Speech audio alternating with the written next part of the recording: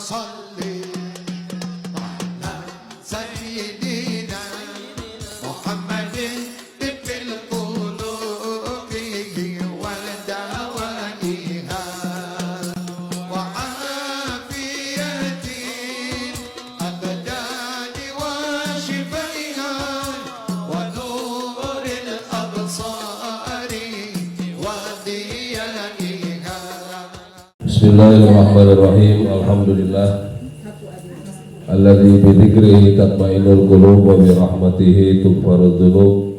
Tsumma shalatu wassalam ala nabiyyina wa imamina wa hujjatina wa maulana Muhammad al-Fatih lima ughliqa wal khatim lima sabaq nasiril haqqi bil haqq wal hadi ila siratikal mustaqim wa ala alihi wa sahbihi haqqa qadrihi wa miqdarihil azim. Allahumma akhrijna min dhulumatil wahmi wa akrimna binuril fahmi waftah alaina bima'rifatil ilmi wa hasin akhlaqana bil hilmi wa sahil lana abwaba fadlika wanshur alaina min khazaini rahmatika ya arhamar rahimin.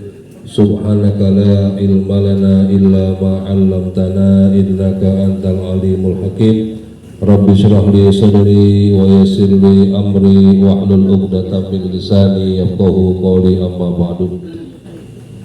Yang sungguh kami muliakan keluarga besar Bapak Haji Nur Hasan, ibu-ibu hadirat ummahat yang semoga seluruhnya mendapatkan limpahan kemuliaan dari Allah Subhanahu wa taala. Alhamdulillah, malam ini berkat izin Allah kita dapat kembali melaksanakan kewajiban kita.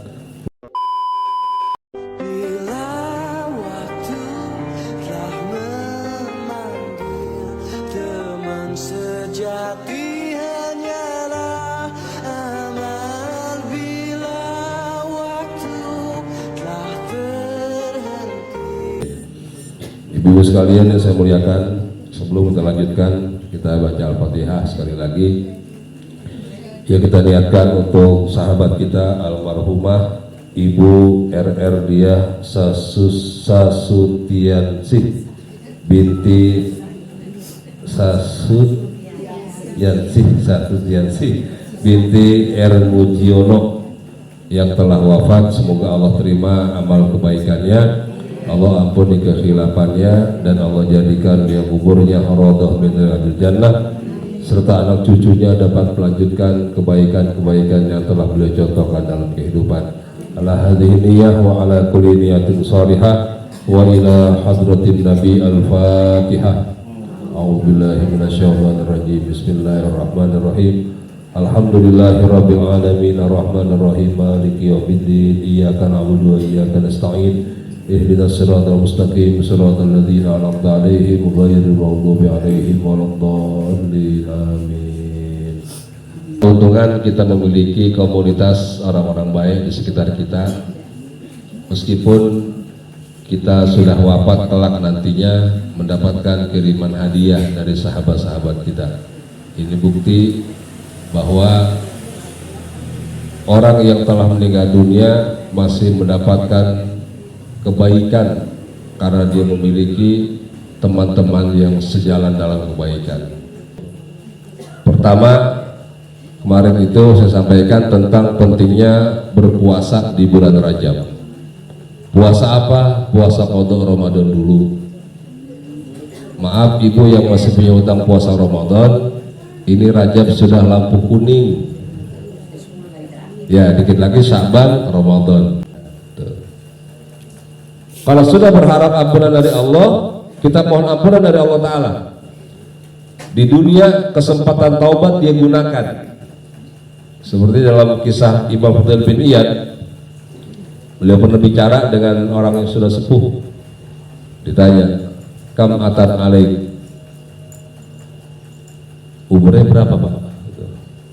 Kata beliau, mundu situ nasanatan, lebih dari 60 tahun usia saya. Oh, kalau begitu Bapak sudah berjalan menuju Allah selama 60 tahun. Jadi jalan menuju Allah sudah 60 tahun. Kalau sudah 60 tahun, kira-kira dikit lagi sampai atau masih lama?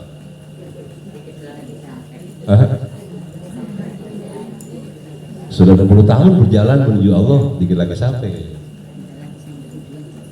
Bahkan banyak yang tidak sampai 60 tahun sudah sampai kan, 40 sampai 50 sampai. Kita sih bersyukur sudah 60 tahun lebih belum juga sampai. Kapan sampainya? Kira-kira mau buru-buru sampai nggak? Oh enggak, santai dulu ya. 60 tahun berjalan menuju Allah. Begitu diingatkan sudah 60 tahun berjalan menuju Allah, ini orang tua bilang begini, Inna lillahi wa inna ilaihi rajiun. Kami memang milik Allah dan akan kembali kepada milik Allah kita. Semuanya milik Allah dan akan pulang kepada Allah. Beliau bertanya, Bapak tahu nggak arti dari milik Allah kembali kepada Allah? Kata beliau, Tuan Imam boleh dijelaskan? Oh boleh, saya jelaskan nanti. Apa penjelasannya? Kalau manusia yakin dia akan kembali kepada Allah, berarti dia akan meninggal dunia.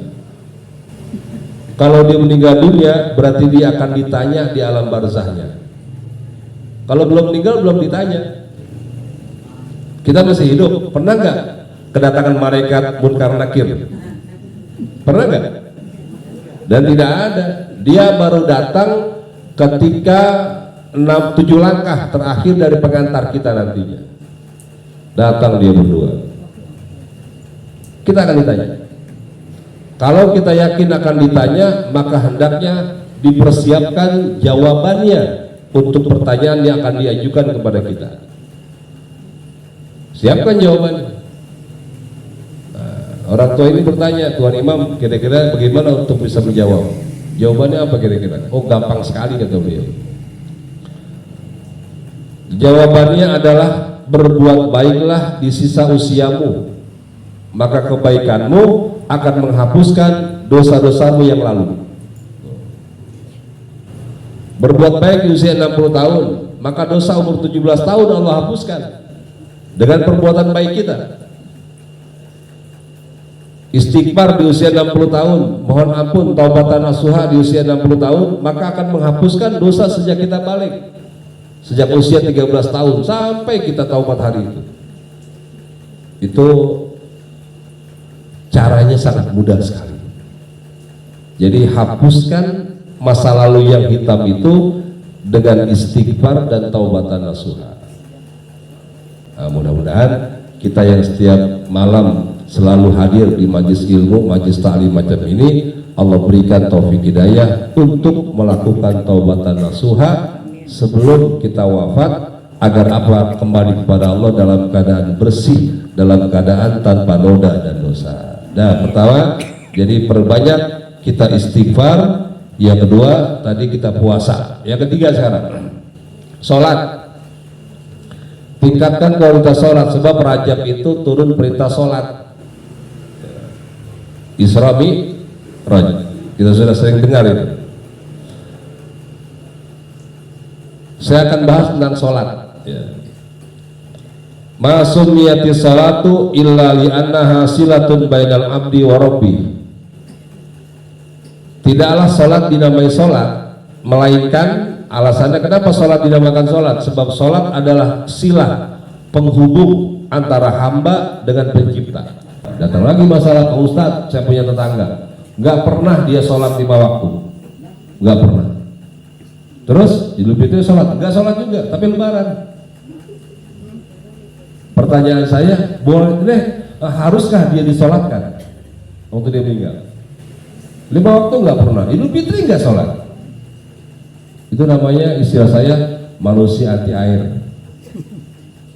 Karena hujan basah, tapi kena air wudhu nggak pernah. Wajibkah dia disolatkan? Dia nggak pernah sholat 5 waktu, nggak pernah Idul Fitri terlihat.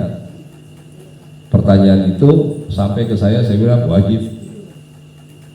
Meskipun dia tidak sholat, dia tidak puasa, selama dia tidak murtad, tidak mensekutukan Allah sebagai Tuhan, dia tidak musyrik, yang hidup tetap wajib mensolatkannya, wajib.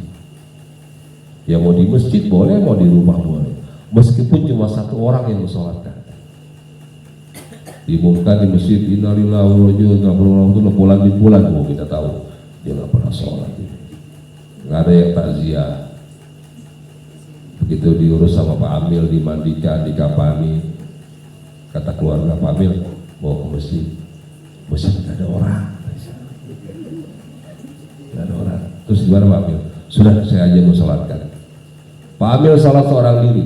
Itu Pak Amil telah menggugurkan kewajiban warga sekampung.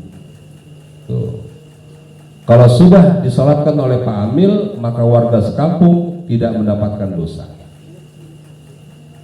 Nah, kita nggak usah melihat almarhum kelakuannya seperti apa. Bagaimana Pak Ustadz kita takziah aja. Kita bantu yang bisa kita bantu, jangan mengandalkan petugas.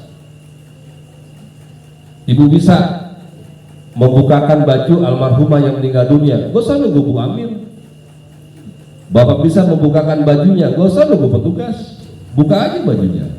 Kita lapin pelan-pelan, pakai anduk yang kita kasih ranget. Kalau nunggu petugas itu kadang terlalu lama. Ya petugasnya juga punya kesibukan. Terus siapkan. Dan kalau bisa jangan diumumkan dulu kecuali pengantinnya sudah siap. Pengantinnya siapa? Almarhum, itu pengantinnya. Jadi diumumkan dulu kalau bisa. Kita di masyarakat punya kebiasaan sudah dipastikan meninggal dunia oleh dokter masih di rumah sakit Polri, diumumkan di Hospital Al-Ittihad. Kita takziah belum ada, pengantinnya belum datang kata pengantinnya. Jadi usahakan sudah siap, sudah dibuka bajunya, sudah ditutup dengan batik dan sorban putih, kudukan putih kepalanya, baru umumkan di masjid, warga datang. Jadi saya sarankan meskipun yang wafat tidak sholat, kita tetap ada kesunahan untuk takziah dan mendoakannya. Urusan sholat urusan dia dengan Allah Ta'ala, bukan urusan kita yang itu. Tetap aja kita mau datang, diumumkan di masjid, disolatkan di masjid, kita datang ke sholatkan. Jadi jangan lihat buat apa disolatkan orang nggak sholat, ahli neraka itu dia. Jangan, siapa yang tahu? Kita nggak tahu, itu urusannya dengan Allah Ta'ala. Yang kedua, zawalul akli, hilangnya akal. Apa hilang akal? Gila. Kalau sudah hilang akal, dia tidak wajib sholat. Pak Ustadz, pikun Pak Ustadz, usia 80, sudah nggak ingat dia, kecuali diingatkan. Sama anaknya lupa. Sama anaknya lupa deh. Kalau sama anak lupa, dia sudah nggak wajib sholat. Terus Pak Ustadz, boleh nggak kita ingatkan? Boleh, tapi sesegera mungkin. Tapi sekiranya kalau diingatkan, dia masih ingat ke bacaan sholatnya. Hah? Kira-kira orang pikun bacaan sholat masih ingat gak? Kiblat kemana dia nggak tahu. Karena itulah orang yang pikun lanjut usia, kalau dia sudah pikun, dia tidak wajib sholat. Pikun ya, pikun. Pikun beneran, tapi pikun dikasih duit masih mau. Masih kenal sama duit. Tapi yang pikun betulan, yang memang lanjut usia, sudah sepuh pikun, yang kalau dia dari masjid pulang ke rumah dia kata, rumah saya yang mana ya? Ketemu perempuan dipeluk, saya pikir istri saya, katanya bukan. Itu sudah asli pikun kalau begitu ya. Jadi dua orang yang boleh, muslim yang tidak sholat, pertama alasannya karena meninggal, yang kedua hilangnya akal. Mereka boleh tidak sholat. Dan lewat keterangan dari ulama tentang wajibnya sholat, dari sini Bapak Ibu, maaf kalau boleh kita sedikit tawadu, kita sih sudah nggak berani ya meninggalkan sholat. Tolong anak cucu kita di rumah perhatikan, jangan sampai dia berani meninggalkan sholat. Kalau dia meninggalkan sholat, maka putus hubungan dia dengan Allah Ta'ala. Kalau sudah putus hubungan, paling tidak dia nggak punya ketenangan dalam kehidupan. Bisa jadi dagangnya makin laris kalau dia usaha, karirnya dia bagus, naik pangkat dan jabatan, tapi paling tidak kebahagiaan yang ditemukan, kebahagiaan yang semu, yang tidak ada ketenangan sebab dia putus hubungan dengan Allah Ta'ala sebagai pemilik alam semesta. Jadi saya himbau betul, ingatkan anak-anak. Kalau dulu zaman kita kecil barangkali kita digebuk sama orang tua kalau nggak sholat. Maka paling tidak begitu dia pamit, mama saya pamit ya, kemana? Ke rumah teman. boleh kamu main dimanapun kamu berada. Mama wasiati jangan tinggalkan sholat. Wasiat, jangan pesan. Mama wasiati kamu kemana aja silakan main ke rumah teman kamu. Mama wasiati jangan tinggalkan sholat. Zuhur, asar, maghrib, isya, subuh jangan kamu tinggalkan. Itu wasiat mama. Anak sekarang kalau dibilang mama wasiati, apa dibilang? Mama mau meninggal ya, wasiat. Tuh anak sekarang. Padahal wasiat itu bukan buat yang meninggal, bukan buat yang mau meninggal.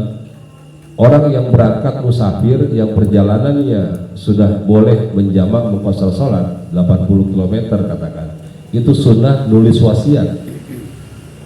Ibu mau ke Bandung, boleh nggak menjamak sholat mengqashar sholat ke Bandung?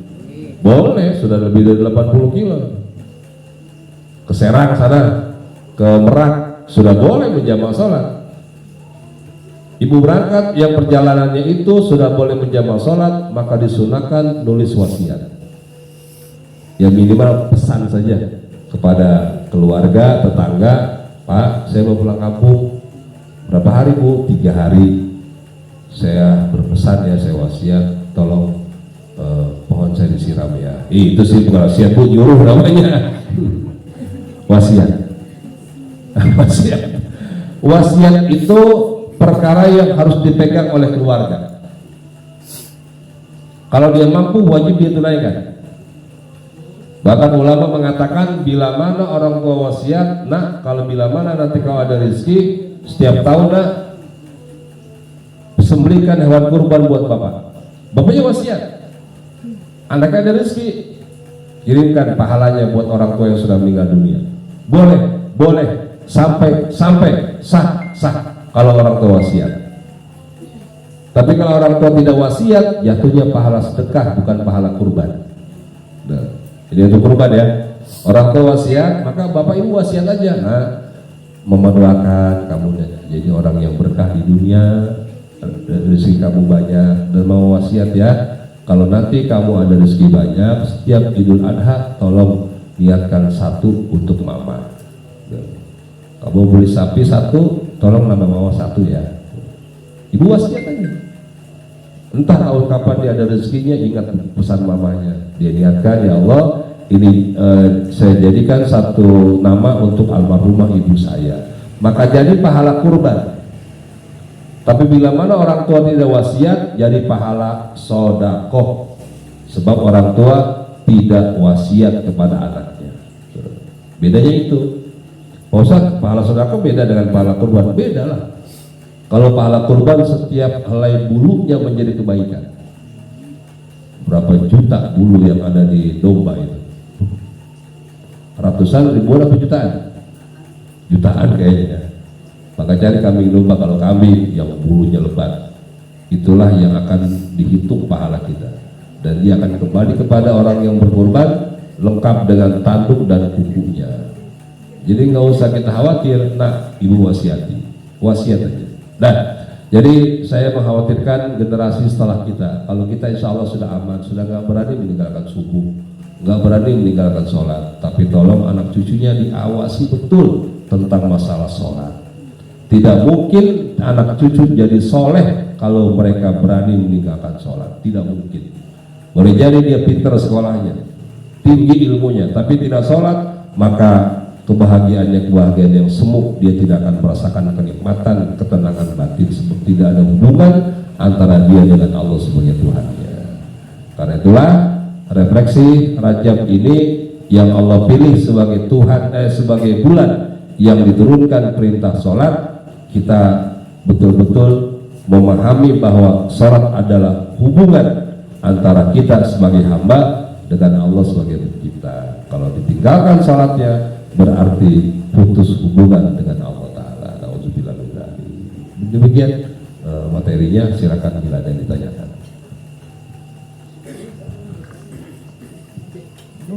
Ayo, ada siapa mau bertanya? Bu Haji.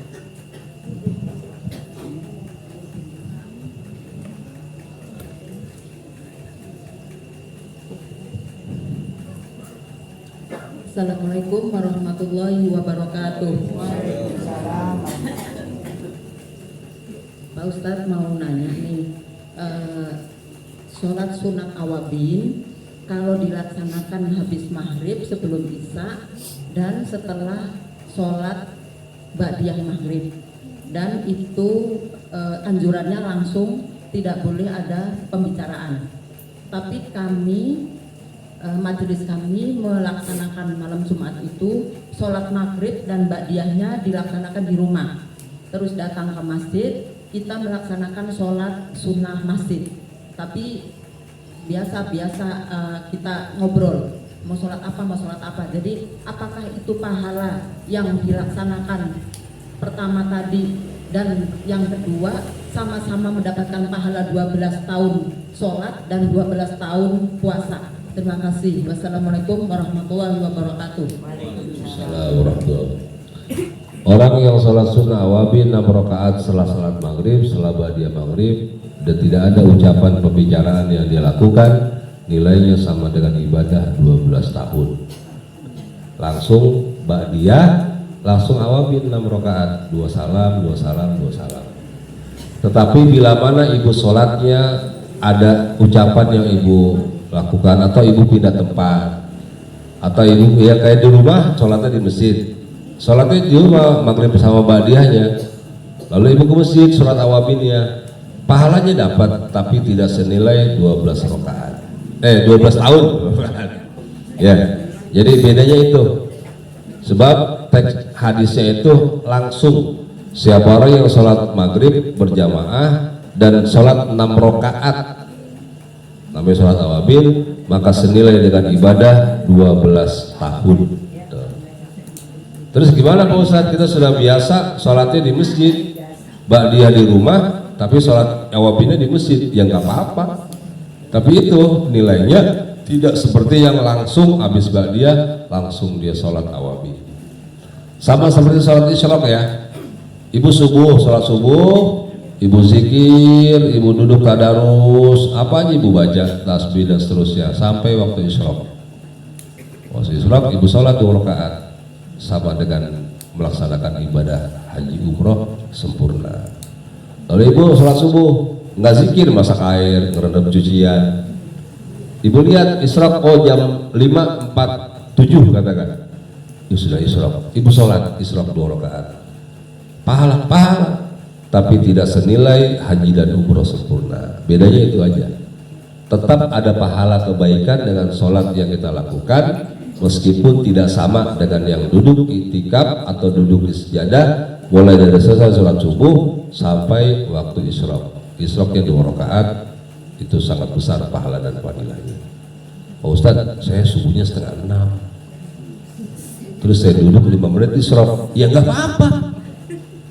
Umpama kita kan kesiangan bangunnya subuh 5:30, baru memantah salam isyraq, langsung sholat isyraq, itu luar biasa tuh. Jadi sedikit waktu nunggunya, tapi nggak boleh ada unsur kesengajaan. Tapi teks hadis yang saya baca, sholatnya berjamaah di masjid. Jadi berjamaah di masjid, tunggu waktu isyraq dengan tadarus, dengan i'tikaf. Bapak diem aja di masjid, diam aja. Enggak baca Quran, enggak zikir, diem aja. Enggak baca apa-apa, diem aja di masjid, nunggu isyraq. Begitu alarm bunyi tut, bangun isyraq 2 rakaat, pulang. Dari mana Pak Haji baru pulang? Pulang haji saya, subhanallah. Pulang haji dia bilang, sebab isyraqnya sepahalanya seperti orang yang haji, gitu, haji umroh. Gitu. Jadi nggak perlu kita waiting list sekian lama, setiap hari bisa kita berangkat haji. Alhamdulillah. Begitu Ibu. Jadi abdolnya Ibu sholat isyraqnya di rumah aja, kalau mau pahalanya seperti ibadah 12 tahun. Tapi kalau sudah boleh di rumah ya? Boleh di rumah, maka anjurannya kan langsung maghrib, ba'diyah, langsung isyraq, apa namanya, awabin 6 rakaat, doa itu langsung. Isyraq, ibu subuh, ibu mau duduk atau mau nyuci piring? Tapi subuh jamaah kita pulang. Oh subuh pulang nyuci piring, rendam cucian. Kira-kira isyraqnya jam 6 kurang 10, itu isyraq boleh. Tapi tidak seperti pahala haji dan umroh. Karena ada seringan, ada aktivitas. Gitu. Tentu beda lah. Ya. Ada lagi? Cukup? Ya.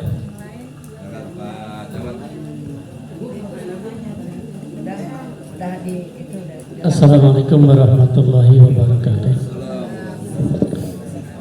Mudah-mudahan pertanyaan ini mewakili daripada jamaah. Pak Kiai, ada seseorang yang meninggalkan puasanya, puasa wajib ya bulan Ramadan, sebanyak 100 hari. Ya. Kemudian dia ingin sekali untuk membayar puasanya. Kemudian dia cicil dengan puasa Senin Kamis. Sekalian sunat kodok yang ditinggalkan. Nah baru ngerjain 50 waktu, 50 hari. Rupanya umurnya nggak panjang. Meninggal dia. Artinya kan masih ada 50 hari lagi yang harus dibayar. Gimana hukumnya itu? Iya. Hutang 100 harus dibayar 100. Kalau sampai 50 setelah dituntaskan, masa masih punya hutang masih 50 lagi. Nah 50-nya dia bayar dengan fidyah. Atau anaknya boleh mengkodokkan puasanya. Itu kebaikan anak. Boleh. Jadi anak nggak perlu bayar fidyah kalau dia nggak mau. Sudah, kita anak 5. Bapak berapa hutang puasanya? Tinggal 50 hari. Satu anak 10 hari. Boleh. Jadi yang jelas masih terhitung hutang yang belum selesai bilangan kodok Ramadan yang pernah beliau tinggalkan. Tapi lagi-lagi 100 hari kan berarti kan 3 tahun lebih kan? Iya, 100 hari. Kalau barangkali hitungannya dia 1 bulan nggak puasa, 3 tahun baru 90 hari. Berarti dia di samping wajib mengkodok Ramadannya dan wajib bayar fidyah. 1 hari 1 mud itu seliter kurang 0,75 gram 1 liter kurang 1 mudnya itu, jadi 0,75 gram. Nah, kita mudahkan saja 1 liter, selebihnya apa tuh? Sodako. Jadi pahala sodako hitungannya kelebihan dari mud itu menjadi pahala sodako, itu wajib dibayarkan. Siapa penerimanya? Fakir miskin. Ya, kemarin di masjid saya singgung, kita kalau tahlil malam ketiga atau malam ketujuh biasanya pulang neteng beras kan, itu beras fidyah biasanya. Kita orang cukup, punya rumah, punya penghasilan, punya kendaraan. Miskin bukan? Bukan. Terus beras kok dibawa pulang? Dikasih katanya. Itu nggak tepat sasaran kalau begitu. Nah kemarin saya singgung begini, ada ijab kabul yang dilakukan transaksi antara juru bicara Pak Ustadz katakan dengan salah satu mustahik fakir miskin, maka dipilih yang mewakili jamaah yang miskin. Jangan yang kaya yang disuruh perwakilan. Almarhum keluarganya bilang, saya Pak Ustadz, saya ada beras 2 karung, terus saya jadikan fidyah kodok Ramadan bapak saya yang meninggal dunia. 2 karung 120 liter berarti 120 mud. Saya jadikan kodok Ramadan ya almarhum 120 hari.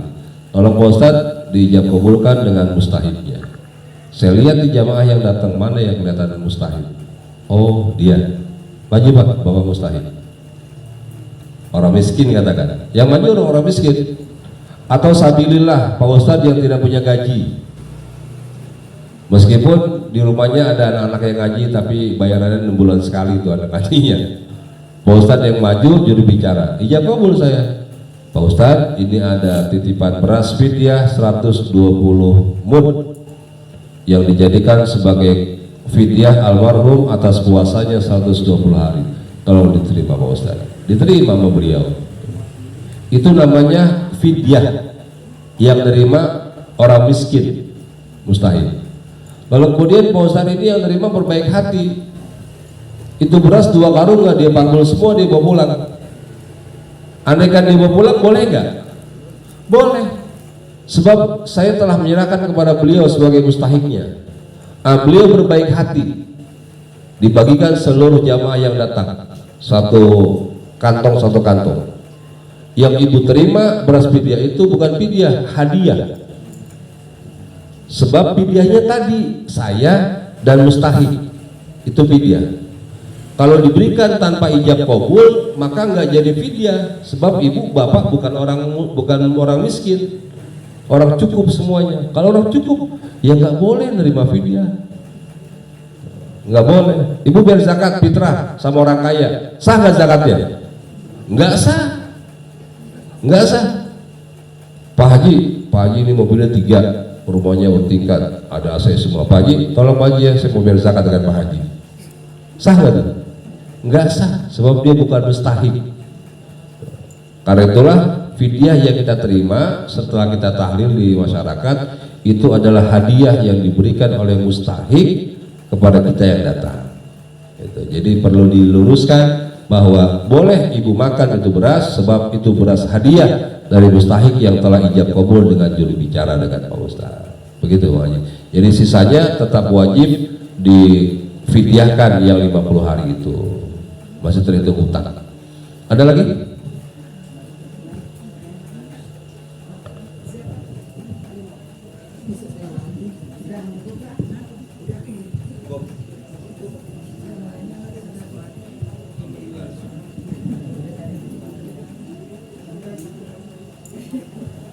Alhamdulillah, mudah-mudahan cukup ya. Ya cukup. Kalau nanti ada yang nanya lagi ke Pak Haji ini aja nanya. Mudah-mudahan apa yang kita bicarakan bersama Allah jadikan ilmu yang manfaat sebagai bekal kita yang sudah Allah berikan amanah, sudah berjalan menuju Allah sekian tahun. Mudah-mudahan sisa usia kita mampu kita benahi berbagai macam kekhilafan dan kelalaian yang telah kita lalui, dan mudah-mudahan wafatnya kita husnul khotimah. Wallahu a'lam bishawab. Subhanakallahumma bihamdika asyhadu an la ilaha illa anta astaghfiruka wa atubu ilaik. Al-Fatihah.